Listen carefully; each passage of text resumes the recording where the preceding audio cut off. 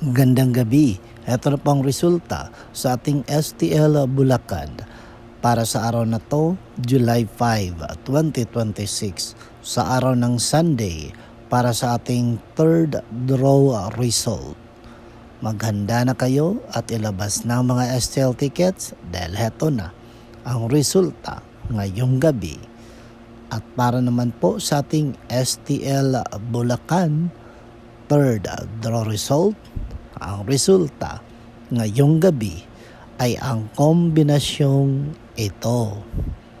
Sa lahat ng mga ka-STL nating security guard, sana po mag-ingat po kayo sa duty nyo, lalo na po yung naka-duty hanggang madaling araw.